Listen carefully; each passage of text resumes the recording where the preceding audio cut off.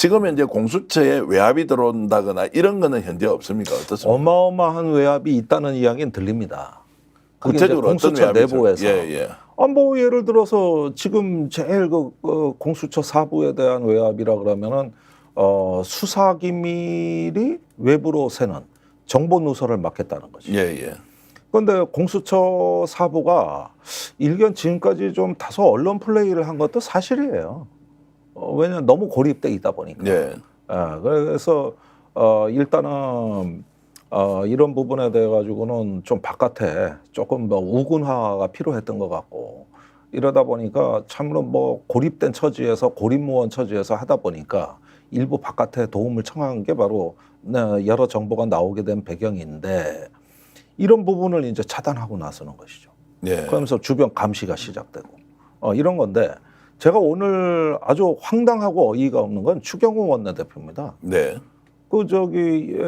최상병 부모님에 대한 편지 답장에 이어서 오늘 뭐라 그랬느냐. 7월 19일 일주기가 다가왔거든요. 최해병 일주기 전에 경찰과 공수처는 수사를 완결하려는 겁니다. 그렇죠. 그렇게 이제 기자회견을 하고 촉구를 한다는 말까지 했더라고요. 아니 할 수 있습니까? 지금까지 왜 수사가 더디게 됐는가? 예. 이 원인 제공자가 바로 대통령실과 국민의힘입니다. 네. 그런데 이제 와서는 빨리 끝내라는 거예요. 왜냐? 최해병 부모님이 그렇게 말씀하셨지 않냐? 어떤 의미로 봐야 됩니까? 실제로 특검으로 가서라도 진실을 밝히라는 일말에 빨리 진상을 밝혀라 이러니까 빨리 수사를 끝내라로 둔갑시킨 거죠. 그래서 진심은 뭔지 제가 이제 김정대 의원께 여쭤봅니다. 지금 그 진심이 이거를 만약에 수사를 하지 못하게 하거나 또는 특검 방해 세력으로 국민의힘이 지목당했을 경우에 이 민심의 역풍은 감당을 못할 것이다. 라는 것 때문에 윤석열 대통령과 결별하더라도 이 사건에 대한 실적 진실은 밝혀야 되겠다. 그런 거 아닙니까? 이거는 윤 대통령 편에 서서 하는 얘기예요. 그래요? 그러면 너희들이 지금 모아놓던 모든 자료 가지고 빨리 수사 정리정돈해서 발표하라. 요렇게 이제 일종의 압박을 넣는 것이다. 아니 선거 때도 공수처 수사 안 한다고 피의자 소환 안 한다고 공격했던 세력 아닙니까? 그러니까 지금도 똑같은 공격인 거죠. 언제까지 끌 거냐. 그러면 정쟁이다. 7월 19일까지 끝내라고 했는데 7월 19일까지 끝내려면 지금 경북경찰청에서 지금 나와 있는 범죄 혐의자들 의혹 제기하는 사람을 다 불러가지고 이제 조사를 해서 어느 정도 CCTV를 가릴 수가 있습니까? 진즉 끝낼 수 있었습니다. 예. 그런데 안 끝내는 거는 이렇게 되는 것이죠. 임성근 사단장에 대해서 경북경찰청이 만약에 무혐의 처리를 했다. 그러면은 윤 대통령은 신의 한수를 지는 거죠. 봐라, 죄 없는 사단장을 니네가 여태까지 괴롭혔지, 음해했지, 내 말이 맞지, 얘 혐의 없지, 이렇게 써먹을 수 있는 거 아닙니까? 예. 이 위험성이 굉장히 컸죠. 예. 총선 전에도 그렇고. 그러면은 문제는 말이에요. 이렇게 해가지고 우리가 사법기관으로 경북경찰청을 앞세워 뭉개버리자 이렇게 할 수 있는데 왜 못할까? 그렇게 손쉬운 방법이 있는데 왜 안 되냐? 바로 경북경찰청이 무혐의 처리하는 순간 특검 여론이 더 올라간다는 거지. 지금보다 더 이제 거세질 것이다. 그러니까 내가 이거를 어떻게 비유하냐면은 예.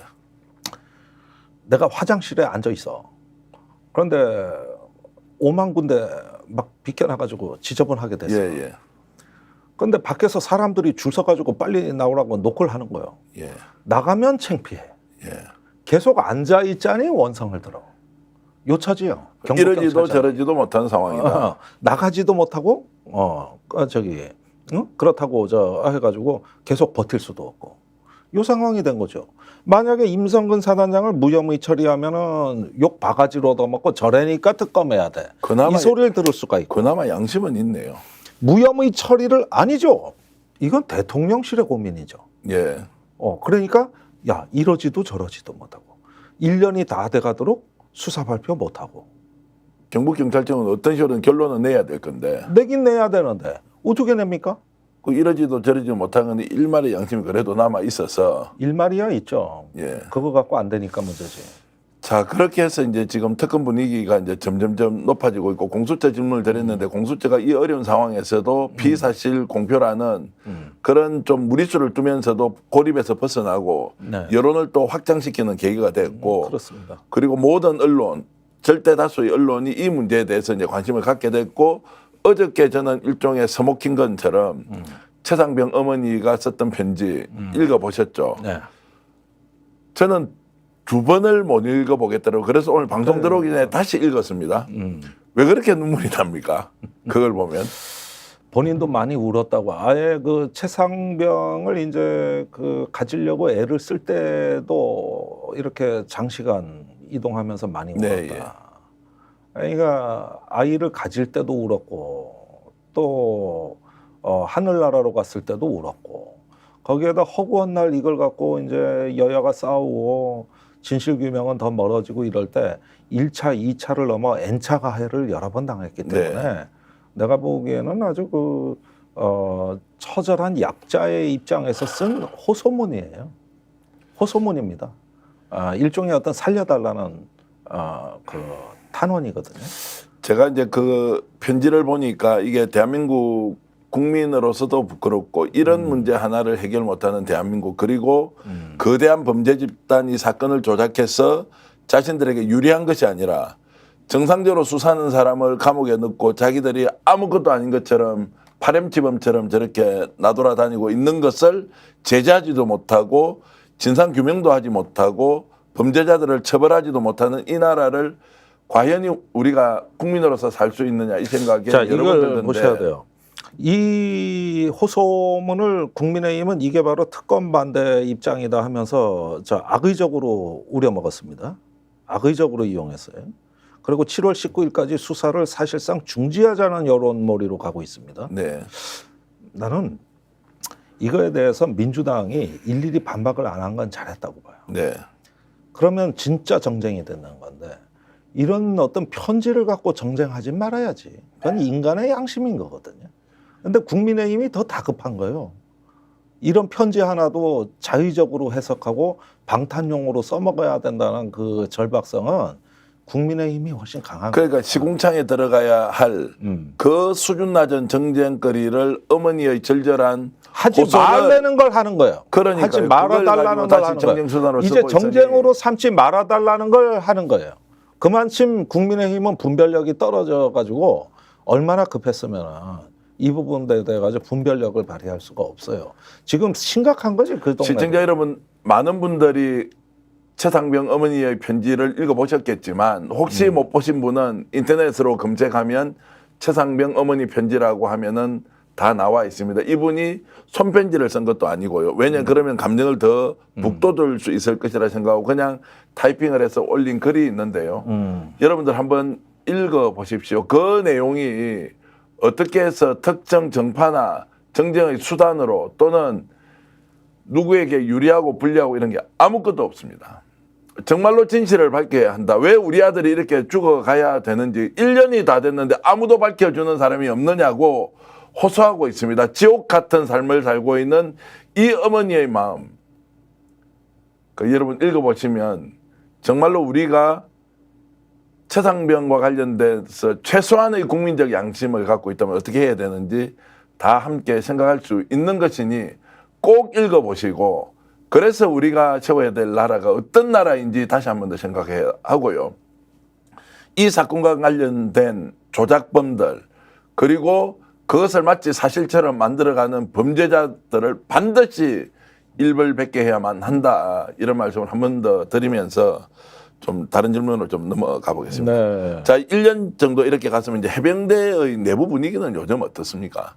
해병대 쪽에서는 이제 1년 지나면 대규모 집회를 해서 이걸 어떤 식으로 해보겠다는 것이 있고 또 여전히 기득권 구조 안에서는 이거 뭐 이렇게 저렇게 그냥 시간 가면 끝나는 거 아니냐라는 분위기도 있을 것 같은데 실제 어떻습니까? 이 사건이 나고 전 부대원을 교육시키고 또 분리시켜 가지고 온갖 조작 은폐가 그 이후로도 계속 이어진 광란의 시간을 보냈습니다. 대표적으로 지금 경북경찰청에 그 출석한 7대 대장의 경우에 이 사람도 지금 피해자로 바뀌고 있어요. 네. 해병대에서 왕따시켰다 이거지. 왜 왕따 시켰느냐? 사단장의 지시에서 들어갔습니다. 너 요 얘기했지. 그러니까 쟤는 간부 회의도 나오게 하지 마. 쟤는 어떤 회의도 참석하면 안 돼. 그리고 부대원들하고 분리시켜. 자, 이건 뭡니까? 완전히 이제 박정훈 대령에 이어가지고 죽이겠다는 거죠. 네. 결국은 이 심적 고통을 못 이겨가지고 정신병원 입원한 거죠. 이 어젠가 퇴원했더라고요. 이제 그러는데 갈 데가 없는 거예요. 완전히 자기 부하들하고 접촉 금지까지 시키고 회의 못 나오게 하니까 완전 왕따 시켜버리는 거죠. 아니 군인이야 개인이 아니라 집단에 줄고 집단에 사는 존재가 군인인데 저렇게 만들어 놓은 건 뭡니까? 일종의 또 다른 가해가 시작된 거고 은폐가 시작된 건데 그래서 국가인권위에 진정을 냈습니다. 네. 이렇게 가혹한 처우를 받고 있다. 스픽스는 말하는 언론입니다. 대세는 유튜브, 그중에서 스픽스. 좋아요, 댓글, 구독, 알림 설정. 여러분이 저희를 사랑해 주시고 우리가 여러분을 사랑하는 4가지 방법입니다.